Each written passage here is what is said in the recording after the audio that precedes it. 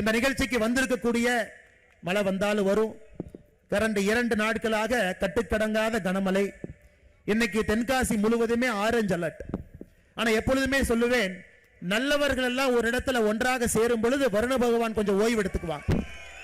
இன்னைக்கு நல்லவர்கள் எல்லாம் ஒரே இடத்துல நீங்கள் ஒருங்கிணைந்த காரணத்தினால வருண பகவான் சிறு நேரம் ஓய்வெடுத்து இந்த நிகழ்ச்சி சிறப்பாக நடப்பதற்காக உறுதுணை புரிந்து கொண்டிருக்கின்றார்கள். வருண பகவான் அவர்களுக்கு என்னுடைய நன்றி இந்த நேரத்தில் தெரிவித்துக் கொள்கின்றேன். அருமை சொந்தங்களே, நிறைய நண்பர்கள் இன்னைக்கு கட்சியில் இணைகிறாங்க. இந்த கூட்டத்தில் பார்த்து நிறைய நண்பர் திராவிட முன்னேற்ற கழகத்தினுடைய கிளை தலைவர் பொறுப்பில் இருந்து 100 பேர் அவங்களுடைய உறுப்பினர் அட்டையை கொடுத்துட்டு மேடையில் இணைஞ்சிருக்கிறாங்க. வேறு வேறு கட்சி, காங்கிரஸில் இருந்து வேறு வேறு கட்சிகள் இருந்து எல்லோரும் இணைஞ்சிருக்கிறாங்க. 2014 காமன்வெல்த் போட்டியில 77 கிலோ பளுதூக்கக்கூடிய நிகழ்வுல கிளாஸ்கோவில் இங்கிலாந்துல நடந்த பளுதூக்கும் போட்டியில இந்தியாவிற்காக தமிழகத்திற்காக தங்கம் வென்று, மறுபடியும் 2018 காமன்வெல்த் போட்டியில ஆஸ்திரேலியா கோல்டு கோஸ்ட்ல மறுபடியும் தங்கத்தை வென்று ஒலிம்பிக் போட்டியெல்லாம் பங்கேற்று இன்று பாரதிய ஜனதா கட்சியில் இணைந்திருக்கக்கூடிய அருமை சகோதரர் சதீஷ்குமார் சிவலிங்கம் அவர்கள் நம்மோடு இருக்கின்றார். இன்னைக்கு எந்த பக்கம் பாரதிய ஜனதா கட்சி சென்று கொண்டிருக்கிறது, நாட்டிற்காக போராடியவர்கள், விளையாடியவர்கள் எல்லோரும் இன்னைக்கு பாரதிய ஜனதா கட்சியின் பக்கம். காரணம், அவர்களுக்கு தெரியும் 2026 சட்டப்பேரவை தேர்தல் என்பது 3 விஷயத்தை காப்பாற்றுவதற்காக 2026 சட்டப்பேரவை தேர்தல். நாட்டை காப்பாற்ற வேண்டும், தமிழகத்தை காப்பாற்ற வேண்டும், உங்களுடைய வீட்டை காப்பாற்ற வேண்டும். இந்த 3க்கும் ஒரே ஒரு தேர்தல் 2026 சட்டப்பேரவை தேர்தல். ஏன்னா அதனாலதான் தீய சக்தி அப்படிங்கிற வார்த்தை இங்க போட்டிருக்கிறோம். தீய சக்திகளுடைய கூடாரமாக திராவிட முன்னேற்ற கழகம் மாறி இருக்கிறது. அந்த தீய சக்திகளை வேறறுக்க வேண்டிய நேரம் வந்து விட்டது. வீட்டுக்குள்ளே பிரச்சனை ஆரம்பித்து நாடு வரைக்கும் பிரச்சனை ஆரம்பிச்சிருக்கிறாங்க. வீட்டுக்குள்ள நிம்மதி இருக்கான்னு கேட்டா நிம்மதி கிடையாது. ஒரு பள்ளிக்கூடத்திற்கு, கல்லூரிக்கு செல்லக்கூடிய குழந்தைகள் பெற்றெடுக்கக்கூடிய பெற்றோர்களுக்கு தெரியும். நல்ல குழந்தைகளை கூட திராவிட முன்னேற்ற கழகத்தினுடைய ஆட்சியில சந்தேகப்படுறோம்.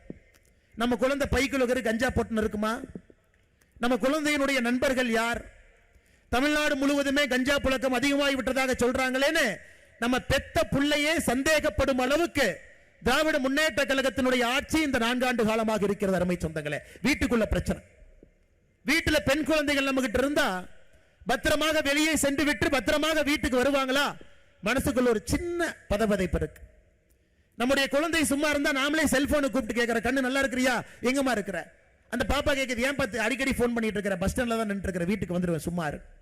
அந்த அளவுக்கு நம்முடைய குழந்தைகளுடைய உயிரின் மீது நமக்கு ஒரு அச்சம் இருக்கிறது. வீட்டுக்குள்ள இருக்கக்கூடிய பிரச்சனை, தமிழ்நாட்டில் இருக்கக்கூடிய பிரச்சனை உங்களுக்கு தெரியும். எங்கே திரும்பினாலும் கூட லஞ்ச லாவண்யம், எங்கே திரும்பினாலும். இன்னைக்கு திராவிட முன்னேற்ற கழக அரசை பொறுத்தவரை லஞ்சம் வாங்குவதை பெருமையாக ஒரு அரசு கருதுகிறது. பெருமையா நினைக்கிறார்.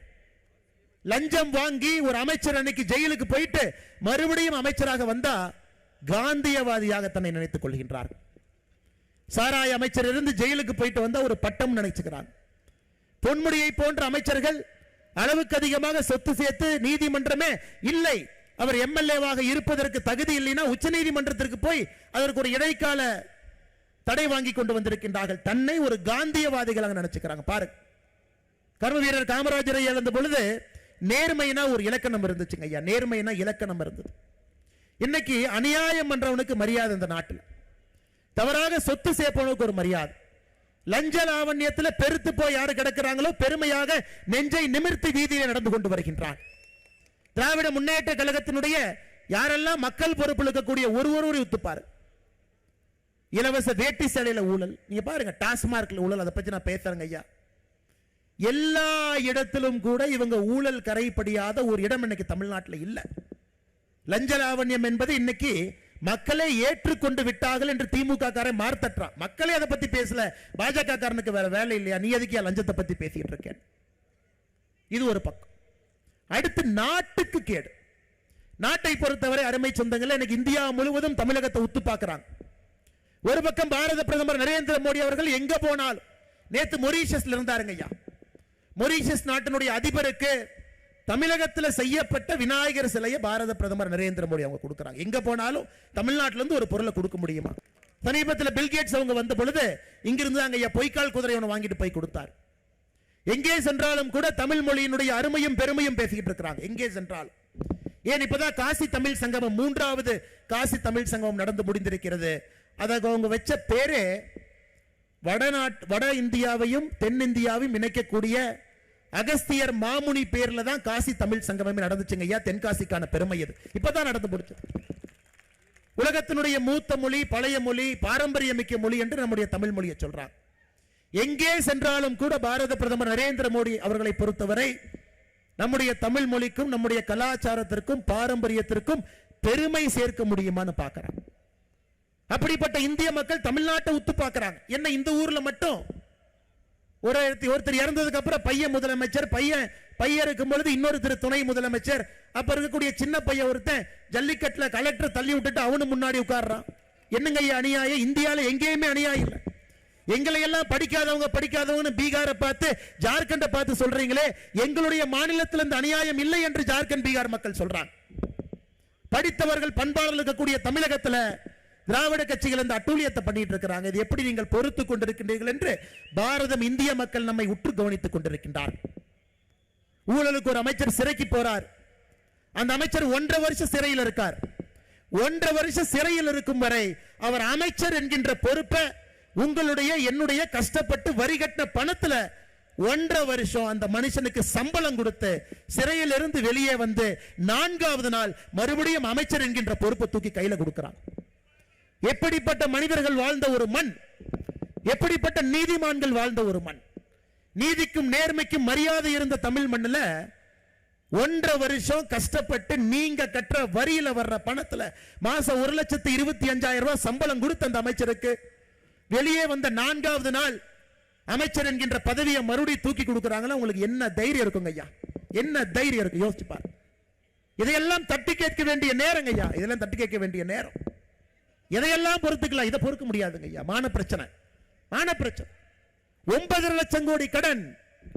இன்னைக்கு வயிற்றில் இருக்கக்கூடிய குழந்தை, நாளைக்கு அந்த குழந்தை பெருசாகி அந்த குழந்தைக்கு வரக்கூடிய குழந்தையும் கூட தமிழகத்தினுடைய கடனை அடுத்த 74 ஆண்டுகள் கட்டி முடிக்க முடியாது. 9.5 லட்சம் கோடி கடன். என்ன பெருமையா மார்த்தட்டிட்டு இருக்கிறாங்க. சாராயம் விற்று அதிலே 1 ரூபாய் வருமானம் பெறாத குஜராத் அரசு வருஷத்துக்கு 20,000 கோடி ரூபாய் சர்ப்ளஸ்ல பட்ஜெட் போடுறாங்க. கை நீட்டி காசு வாங்காம பட்ஜெட் போடுறாங்க ஐயா.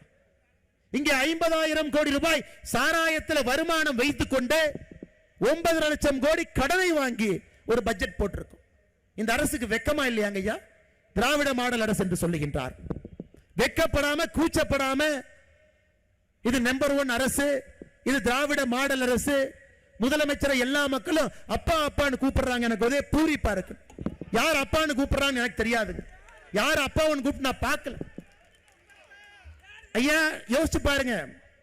நான் இப்ப சொல்றது நல்லா யோசிச்சு பாருங்க ஐயா. ஆசிரியர்கள் கண்ணியம் மிக்கவங்க ஐயா.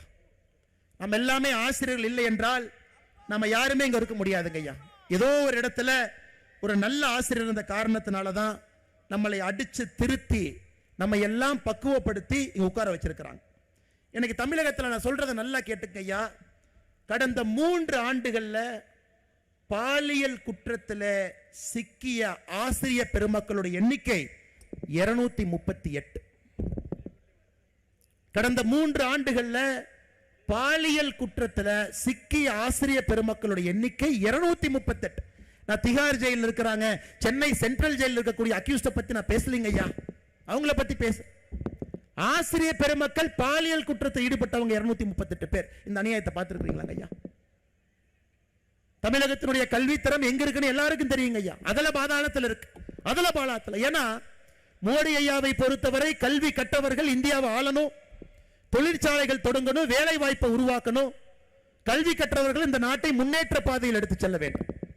திராவிட முன்னேற்ற கழகத்தை பொறுத்தவரை கல்வி கற்காதவர்கள் போஸ்ட் ஓட்டணும், திமுகவினுடைய கொடியை பிடிக்கணும், காலையில கோந்து பசை எடுத்துட்டு போய் செவுத்தில் அவங்களுடைய இன்ப நிதி போஸ்டர் ஒட்டி அடுத்த வருங்கால முதலமைச்சர் வாழ்கன்னு சொல்றதுக்கு ஒரு கூட்டம் வேண்டும் என்பதற்காக தமிழகத்திலே கல்வி தரத்தை குறைத்து அடுத்த கட்ட ஆளுமைகளாக உருவாக வேண்டியவர்களை தடுமாற்ற பாதையில் அழைத்து சென்று கொண்டிருக்கின்றார். நீங்க யோசிச்சு பாருங்க ஐயா. யோசிச்சு பாருங்க. எப்படிப்பட்ட பூமி இது? ஐயாவளி பாதையில் வந்திருக்கக்கூடிய எல்லாம் இவ்வளவு பேர் இருக்கிறோங்க ஐயா. எல்லோருமே ஐயா உண்டு, ஐயா உண்டு, ஐயா உண்டு பெருமையா சொல்றோங்க ஐயா. அகஸ்திய மாமுனி இந்த மண்ணில் ஃபுல்லா நடந்திருக்காருங்க ஐயா. பொதிகை மலையிலிருந்து முழுசா நடந்திருக்கார். இந்த மாநிலத்தில் 50,000 கோடி ரூபாய் வருமானம் சாராயம் மூலமாக 50,000 கோடி ரூபாய் வருமானம். அதை வச்சுதான் நம்ம பட்ஜெட் போடுறோம்னா எப்படிங்க ஏத்துக்க முடியும்? எப்படிங்க ஏத்துக்க முடியும்? அதனால அன்பு சொந்தங்களே, இந்த 2026 தேர்தல் என்பது சாதாரணமா போயிட்டு ஓட்டு போட்டு வர போறதில்லை. குத்துற எந்த காரணத்திற்கும் கூட திராவிட முன்னேற்ற கழகத்தினுடைய அரசு விடுங்கய்யா.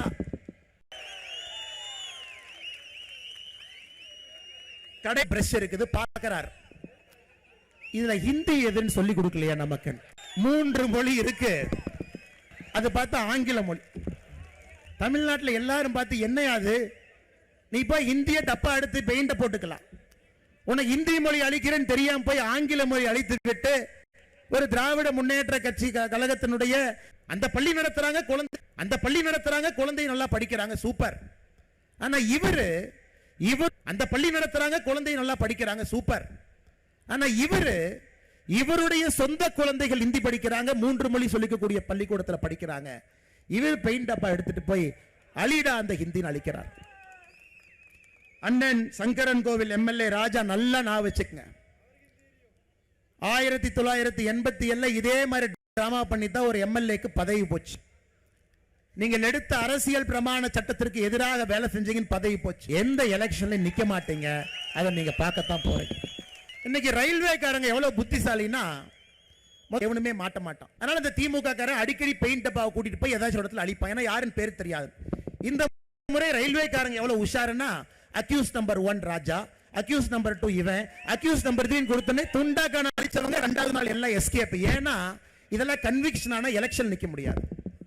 இன்னைக்கு ரயில்வே காரன் எவ்வளவு உஷாருன்னா, அவன் பக்காவா போய் ஒரு பேரை எழுதுறான். இவன் தாங்க அழுங்க பிடிச்சி உள்ள போடுங்க. அதனால திமுக அன்பு சொல்ல, பாலியல் குற்றத்துல சிக்கிய ஆசிரியர் பெருமக்களுடைய எண்ணிக்கை 238. நான் திகார் ஜெயில இருக்கிறாங்க, சென்னை சென்ட்ரல் ஜெயில இருக்கக்கூடிய அக்யூஸ்ட பத்தி நான் பேசலீங்க ஐயா, அவங்கள பத்தி பேச. ஆசிரியர் பெருமக்கள் பாலியல் குற்றத்தில் ஈடுபட்டவங்க 238 பேர். இந்த அநியாயத்தை பார்த்திருக்கீங்களா ஐயா?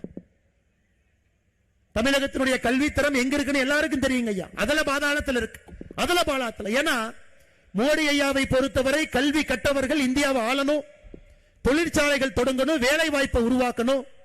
கல்வி கற்றவர்கள் இந்த நாட்டை முன்னேற்ற பாதையில் எடுத்து செல்ல வேண்டும். திராவிட முன்னேற்ற கழகத்தை பொறுத்தவரை கல்வி கற்காதவர்கள் போஸ்ட் ஓட்டணும், திமுகவினுடைய கொடியை பிடிக்கணும்.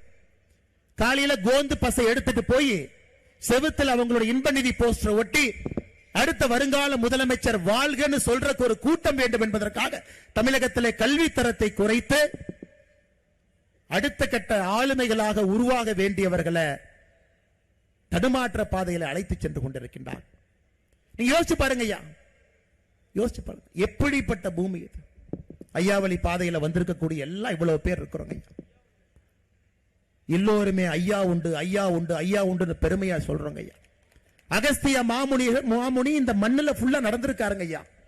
பொதிகை மலையிலிருந்து முழுசா நடந்திருக்கார். இந்த மாநிலத்தில் 50,000 கோடி ரூபாய் வருமானம் சாராயம் மூலமாக 50,000 கோடி ரூபாய் வருமானம். அதை வச்சுதான் நம்ம பட்ஜெட் போடுறோம்னா எப்படிங்க ஏத்துக்க முடியும்? எப்படிங்க ஏத்துக்க முடியும்? அதனால அன்பு சொந்தங்களே, இந்த 2026 தேர்தல் என்பது சாதாரணமா நம்ம வாக்குச்சாவடிக்கு போயிட்டு ஓட்டு போட்டு வர போறதில்லை.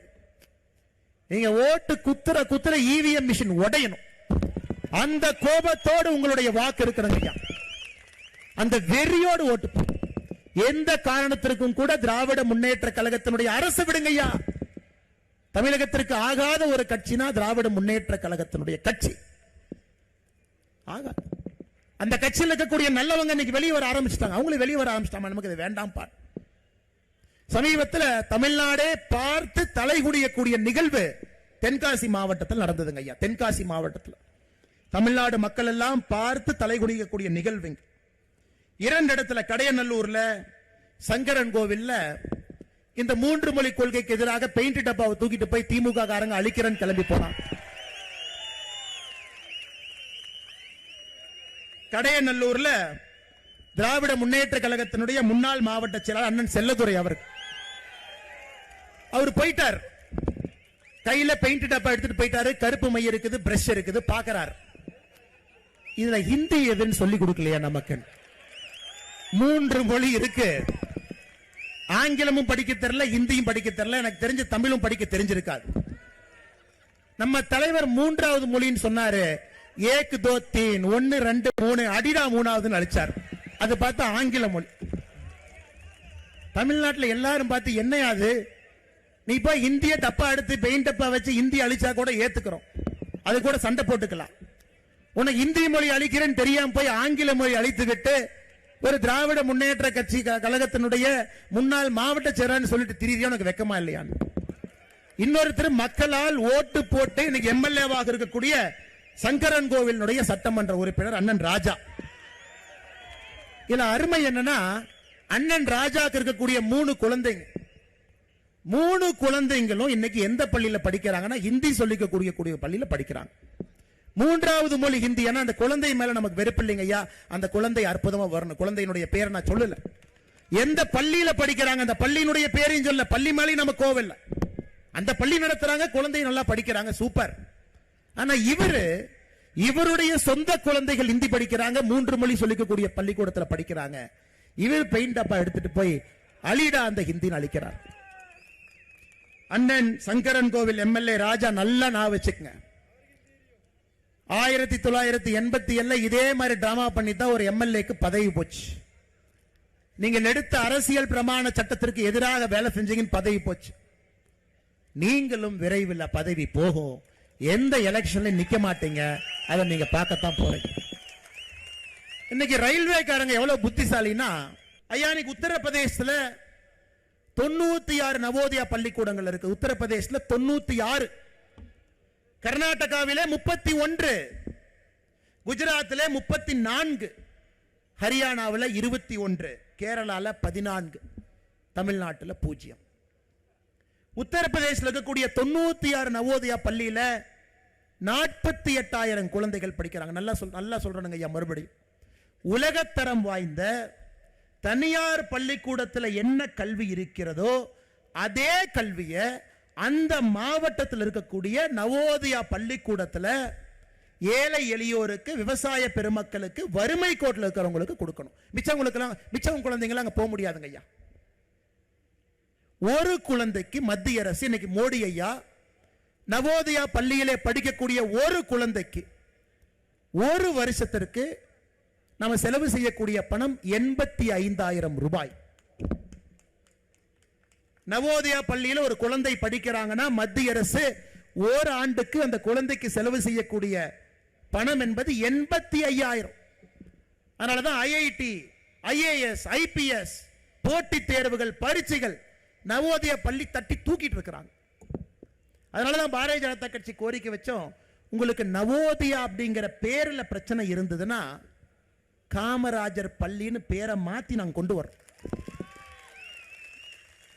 2 வருஷம் ஆச்சு, முதலமைச்சர் கடிதம் எழுதியிருக்கின்றோம். உங்களுக்கு நவோதயா பள்ளி மேல பிரச்சனை. அது ஆரம்பிச்சது காங்கிரஸ். உங்களுக்கு தெரியும், காங்கிரஸ்காரனை பொறுத்த வரைக்கும் ஆரம்பிச்சுட்டு போயிடுவான். அதை சரியா நடத்தி மக்கள்கிட்ட கொண்டு போறது நம்ம வேலை தான். ஜிஎஸ்டில இருந்து ஒன்னொன்னு நம்ம வேலை தான். அதை செப்பனிட்டு சிறப்பான பாதையிலே பாரதிய ஜனதா கட்சி நாம் எடுத்து சென்று கொண்டிருக்கின்றோம்.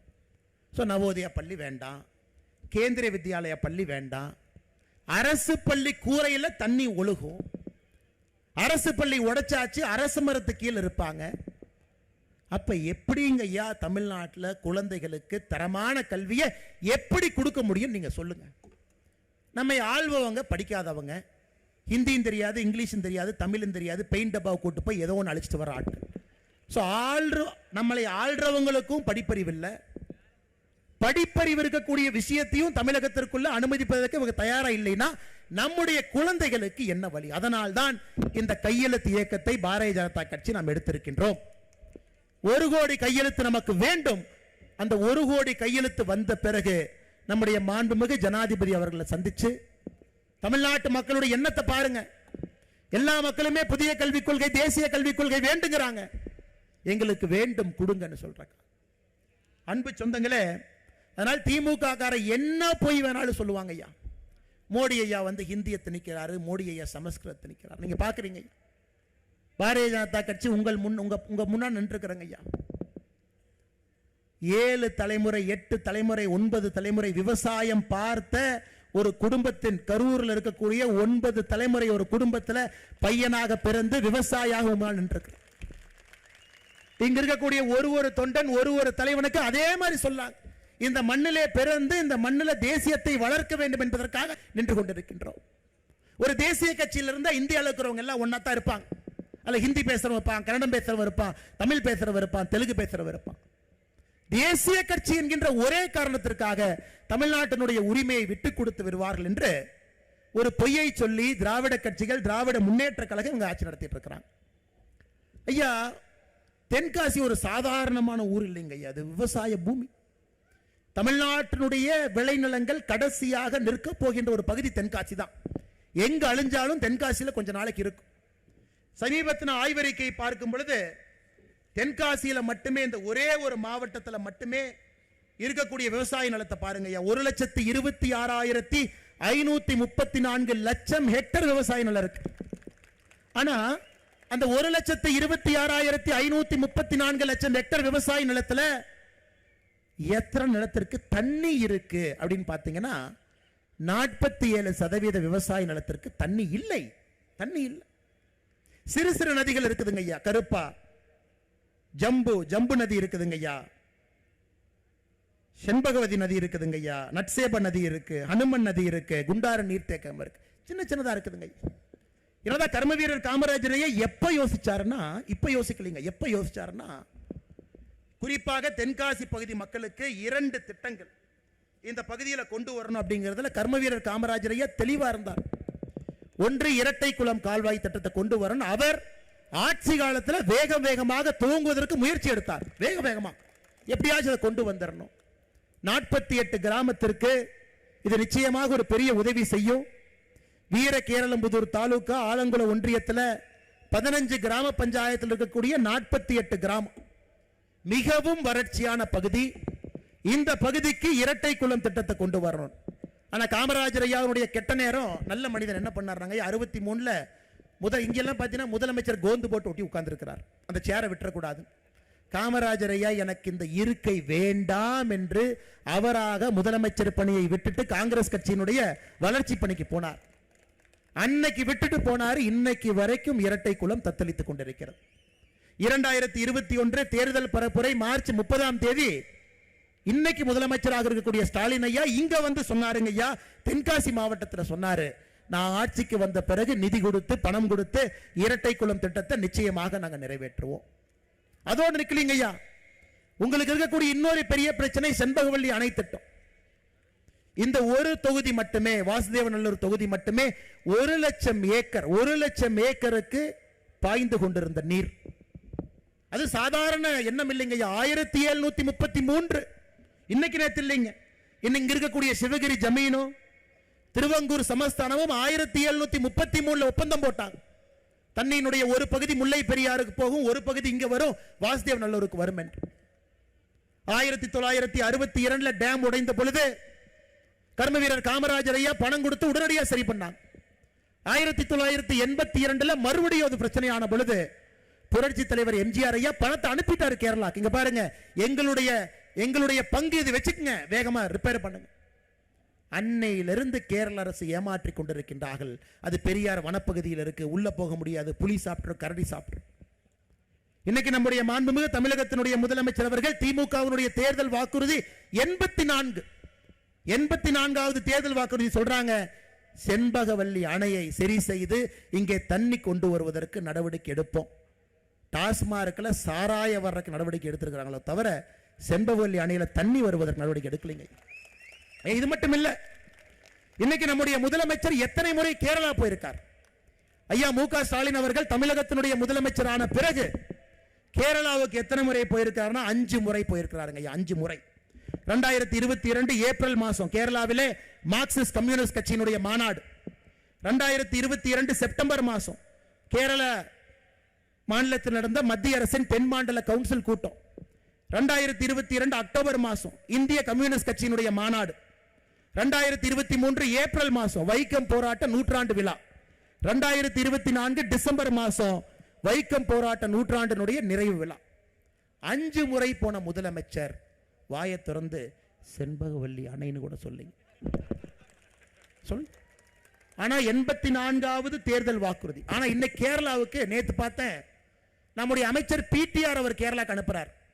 பிடிஆர் என்ன நாளைக்கு கேரளா போறார். எதுக்குன்னா மோடி அரசு தொகுதி மறுசீரமைப்பு கூட்டம் நடத்த போறாங்க. அதுல தமிழ்நாட்டுக்கு வரப்போகின்ற எம்பியை குறைக்க போறாங்க. அதனால் நாமெல்லாம் ஒன்னா சேர்ந்து போராடணும். இல்லாத ஒரு புலியை இவரே ஒரு தெருநாயை புடிச்சிட்டு வந்து அதுக்கு பெயிண்ட் அடிச்சு 2 கோடு போட்டு புலின்னு சொல்லி அதுக்கு ஒரு பேர் வச்சு அனைத்து கட்சி கூட்டத்தை வேற போட்டு வச்சிருக்காரு. அதற்கு இந்த கேரள அரசு கிட்ட பேச்சுவார்த்தை நடத்துவதற்காக பிடிஆர் அனுப்புறாங்க. இவ்வளவு போறீங்களே, செண்பகவல்லி அணையை பத்தி தம்பி பேசிட்டு வாப்பான்னு வாயை திறந்து வாயில் என கொழுக்கட்டையா முதலமைச்சர் அவர்களே? 5 முறை கேரளாவுக்கு போயிருக்கிறீங்க. வாசுதேவநல்லூர் சட்டமன்ற தொகுதி பயன்பெறும், தென்காசி பயன்பெறும். 1 லட்சம் ஏக்கர் இங்கே தண்ணீர் பாசன வசதி, 47% இங்க விவசாய நிலத்துக்கு தண்ணி இல்லைங்க. அதை பத்தி பேச மாட்டோம். இதுதாங்க ஐயா இந்த எலெக்ஷன்ல நம்ம பேச வேண்டியது. நீங்கள் கொடுக்க வேண்டிய தீர்ப்பு தாங்க ஐயா. உங்க தீர்ப்பு வேற எதுவுமே இல்லை. இதுக்கு தான் நீங்க தீர்ப்பு கொடுக்கணும். இரட்டை குல திட்டத்தை சொல்லிட்டு போனீங்க, செய்யல. செண்பகவல்லி அணை திட்டத்தை சொல்லிட்டு போனீங்க, செய்யல.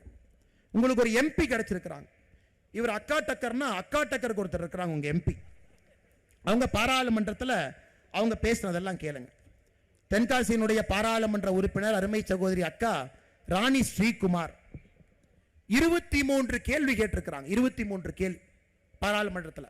சரி, ஏதாவது நம்ம ஆனந்தன் ஐயாசாமி சகோதரர் சொன்னார் வேலை வாய்ப்பு இல்லை, அதை பத்தி கேள்வி கேட்டாங்களா? இல்ல. விவசாயத்துக்கு பிரச்சனை கேள்வி கேட்டாங்களா? இல்ல. அவங்க கேட்ட கேள்வி படிக்கிறேன் பாருங்க. இந்தியாவிலே சூனியம் வைக்கிற பழக்கம் அதிகமாயிருச்சு, மத்திய அரசு என்ன நடவடிக்கை எடுத்தீங்க? சூனியம் வைக்கிறவங்களாம் பார்க்கறதா நம்ம வேலை, மோடி ஐயா வேலையா? யோசிச்சு பாருங்க. இந்தியாவிலே சூனியம் வைக்கின்ற பழக்கம் அதிகமாகிவிட்டது, மத்திய அரசு என்ன நடவடிக்கை எடுத்தீங்க? இவங்க அதை விட இன்னொன்னு, திமுக காரங்கிட்ட ஒரு கேள்வி கேட்டா அவர் பதில் சொல்லுவாங்க, நமக்கு அன்னைக்கு புரியாதுங்க, 1 மாசம் கழிச்சு தான் புரியும். இவங்க பார்லிமெண்ட்ல கேள்வி கேட்கிறாங்க, செண்பகவல்லி அணையை சரி செய்வதற்கு மத்திய அரசு நடவடிக்கை எடுக்கணுமா? பாருங்க, டேமுக்கும் மத்திய அரசுக்கும் எந்த சம்பந்தமும் இல்லை. இது போன்ற கேள்விகள். நேத்து 10 நிமிஷம் பேசினாங்க. மணிப்பூர்ல ஏதோ பிரச்சனைன்னு பேசினாங்க.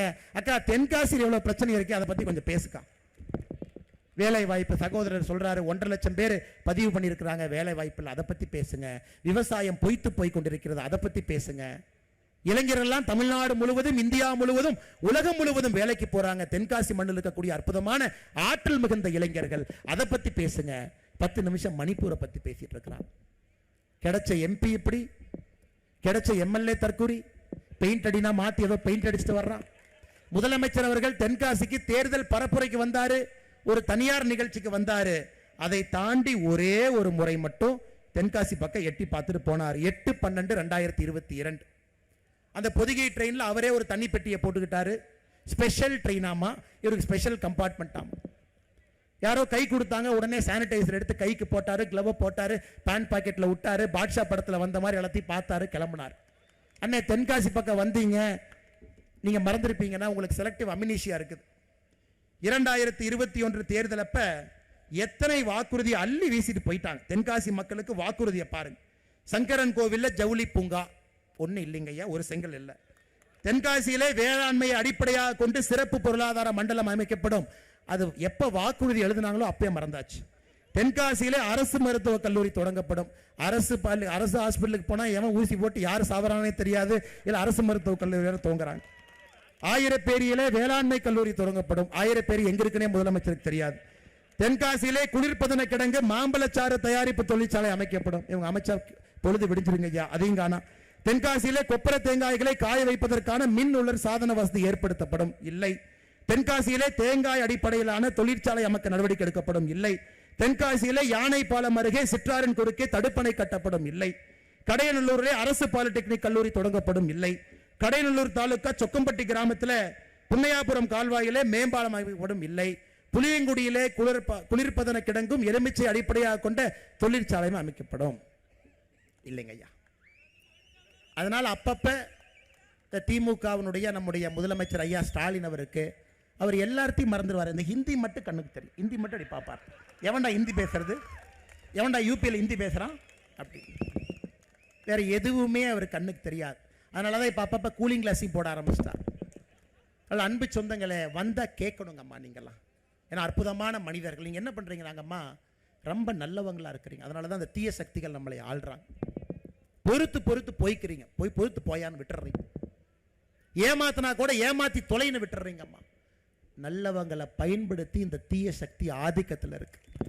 தட்டி கேட்க வேண்டிய நேரம் 2026 சட்டமன்ற தேர்தல்.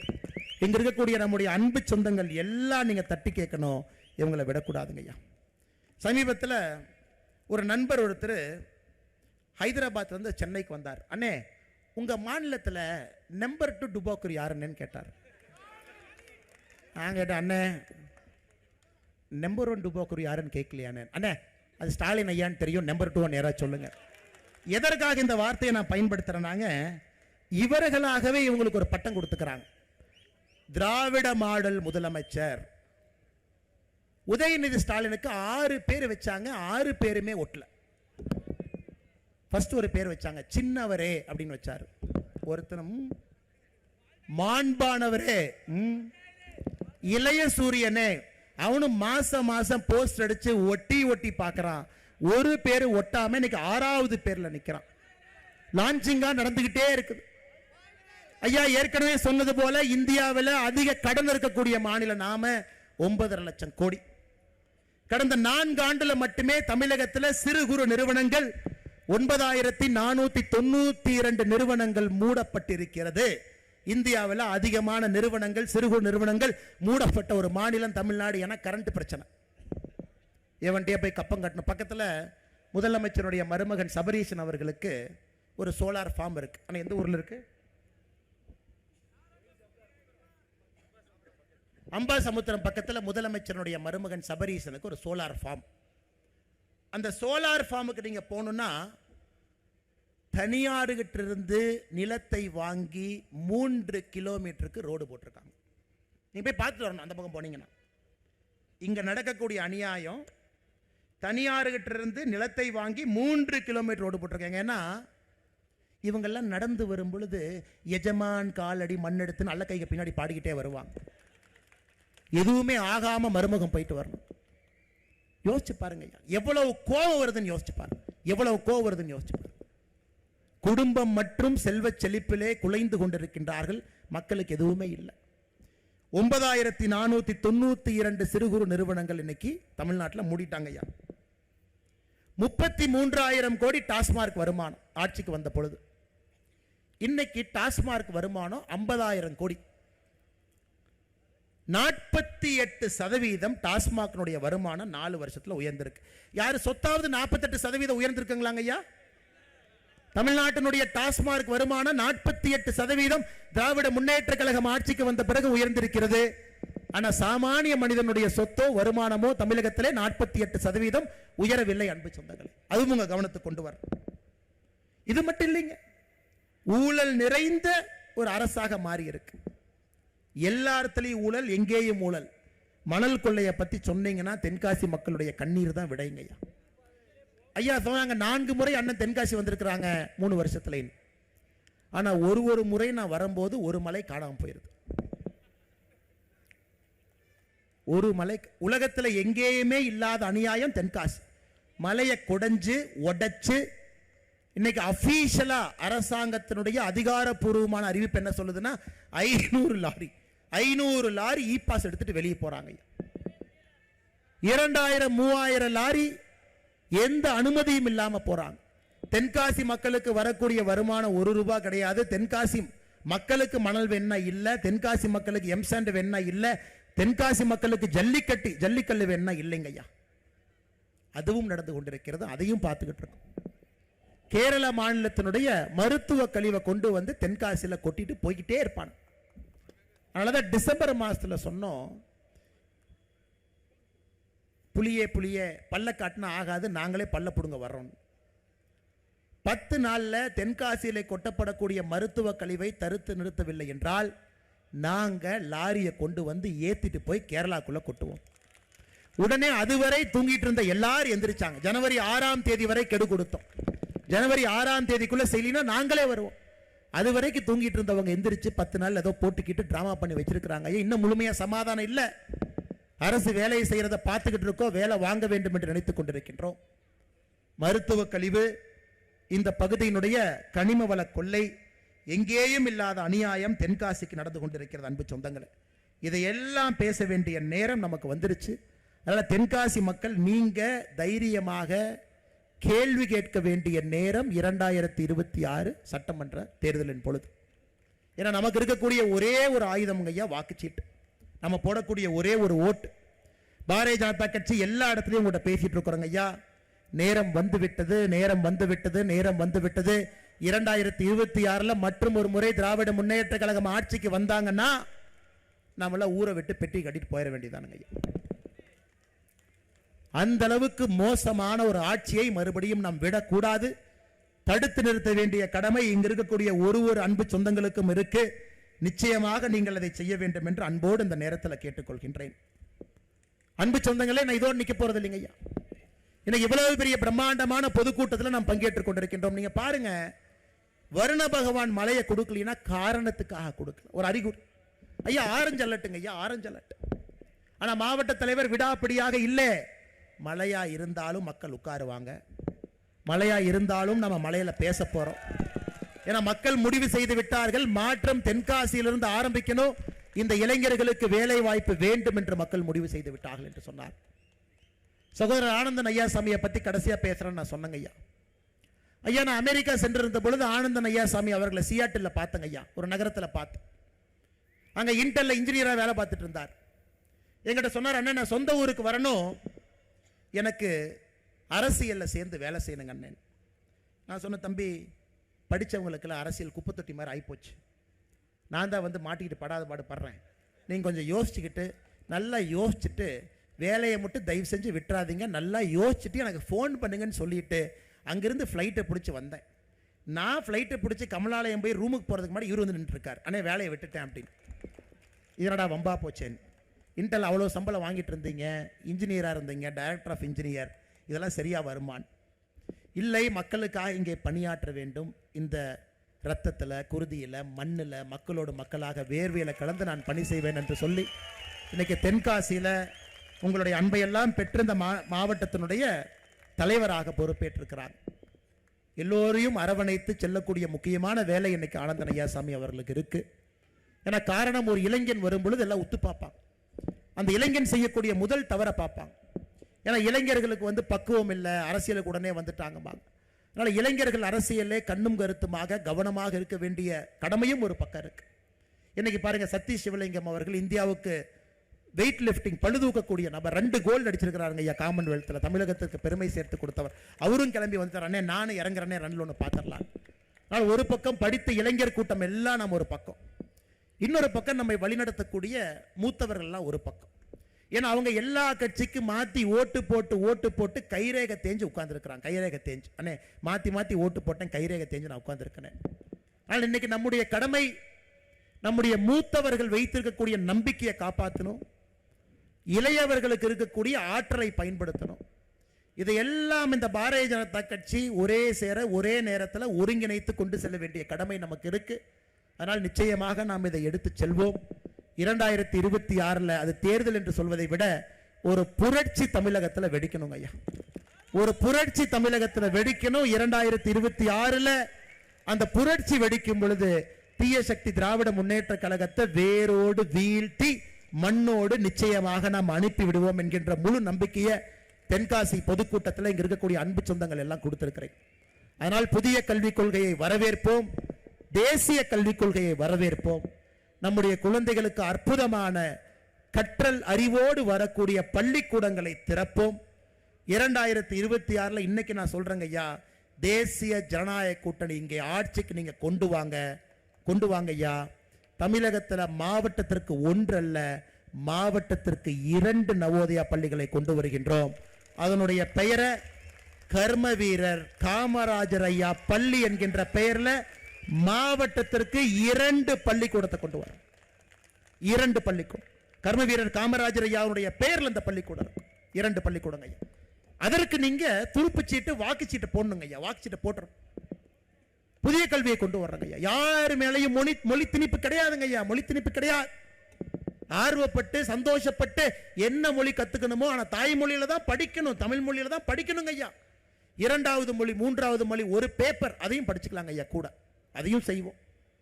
ஊழல் லஞ்சம் இல்லாத ஒரு ஆட்சியை தமிழகத்திற்கு நீண்ட நாட்கள் கழித்து ஒரு ஆட்சியை காண்பிப்போம். விவசாயத்திற்கு முன்னுரிமை கொடுக்கக்கூடிய ஆட்சியை 2026 தேசிய ஜனநாயக கூட்டணியை கொண்டு வருவோம். நம்ம செலவு செய்யற காசு எல்லாமே நீர் மேலாண்மைக்கு அடிப்படையில் நிறைய காசு செலவு பண்ணலாங்க. ஏரிய தூர்வாருவோம், நின்று கொண்டிருக்கக்கூடிய எல்லா திட்டத்தையும் தூசி தட்டி எடுத்து கொண்டு வருவோம். விவசாயத்தை மறுபடியும் பெருக்குவோம் ஐயா. கிராமப்புறத்தை நோக்கி வருவோம். கிராமப்புறத்தில் நல்ல வசதிகளை கொண்டு வரலாங்க ஐயா. ஏழை என்கின்ற ஜாதி இருக்கக்கூடாது என்பதற்காக இன்னைக்கு மோடி ஐயா, இதை நம்முடைய பெண்கள் நல்லா கேட்டுக்கொடுங்க அம்மா. இந்த திமுக காரன் இந்த 1000 ரூபாயை தூக்கிட்டு வந்துடுறான். அண்ணே நாங்கெல்லாம் 1000 ரூபா கொடுக்குறோம், எப்படி எங்களுக்கு ஓட்டு போடாமல் போயிடுவாங்க. திமுக காரங்கிட்ட நான் சொல்றது, அண்ணே நீ ஒத்தையில கொடுத்து கத்தையில புடுங்கிட்டு போறானே, நீ 1000 ரூபாயை கொடுக்குற மாதிரி கொடுத்து பாக்கெட்ல 10,000 ரூபாயை உருவிட்டு இருக்கிற, நீ கரண்ட் பில்லை ஏற்றிட்ட, எல்லா பில்லை ஏற்றிட்டு 10,000 உருவுற. இன்னைக்கு பாரதிய ஜனதா கட்சி ஆளக்கூடிய மாநிலம், சகோதரிகள் தாய்மார்கள் நல்லா கேட்டுங்கம்மா, தயவு செஞ்சு உங்களுடைய பாதத்தை தொட்டு வணங்கி இதை நான் சொல்றேங்க. அசாம் மாநிலத்திலே பாரதிய ஜனதா கட்சியினுடைய ஆட்சி இருக்கு. அசாம்ல 37 லட்சம் தாய்மார்களுக்கு உரிமை தொகையாக மாசம் 830 ரூபாய் நம்ம கொடுக்கிறோம் ஐயா. மத்திய பிரதேசல பாரதிய ஜனதா கட்சியினுடைய ஆட்சி 1,29 லட்சம் தாய்மார்களுக்கு உரிமை தொகையாக 1,250 ரூபாய் மாசம் கொடுக்கிறோம். சத்தீஸ்கர்ல பாரதிய ஜனதா கட்சியினுடைய ஆட்சி இருக்கு. 70 லட்சம் தாய்மார்களுக்கு மாசம் 1000 ரூபாய் கொடுக்கிறோம். மகாராஷ்டிராவில் பாரதிய ஜனதா கட்சியினுடைய ஆட்சி இருக்கு. 1,70 லட்சம் மகளிருக்கு 2,100 ரூபாய் மகளிர் உரிமை தொகையாக கொடுக்கிறோம். டெல்லியிலே பாரதிய ஜனதா கட்சியினுடைய ஆட்சி வந்திருக்கு. மாதத்திற்கு 2,500 ரூபாய் நேற்று முன்தினத்திலிருந்து கொடுக்கிறோம்.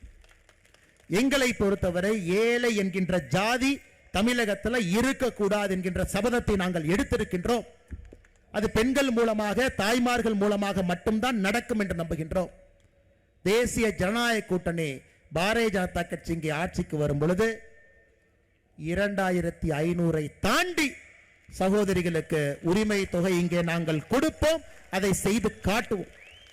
இது திமுக காரங்களுக்கு நாங்கள் வரக்கூடிய நேரடி சவால். அண்ணே 2,500 கொடுத்தா கஜானா தாங்காதுனே, 1000 ரூபாய் கொடுத்தே எங்களால முடியலண்ணே. தம்பி நீ 1000 ரூபாய் கொடுக்கிற, நீ 80,000 ரூபாய் கொள்ளையடிக்கிற பட்ஜெட்ல இருந்து. நாங்கள் கொள்ளையடிக்க மாட்டோம். அந்த 80,000 40,000 சகோதரிகளுக்கு கொடுத்தோம்.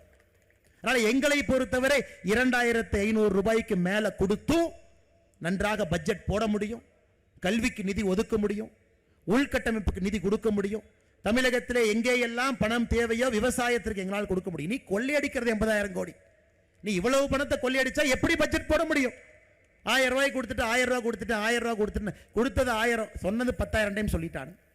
அன்பு சொந்தங்களே, பாரதிய ஜனதா கட்சி இன்னைக்கு 5 மாநிலத்தில் உரிமை தொகையை கொடுத்து கொண்டிருக்கின்றோம். இதை நான் சொல்லிங்க, மோடி ஐயாவுடைய கேரண்டி, பாரத பிரதமர் நரேந்திர மோடி ஐயாவுடைய கேரண்டி.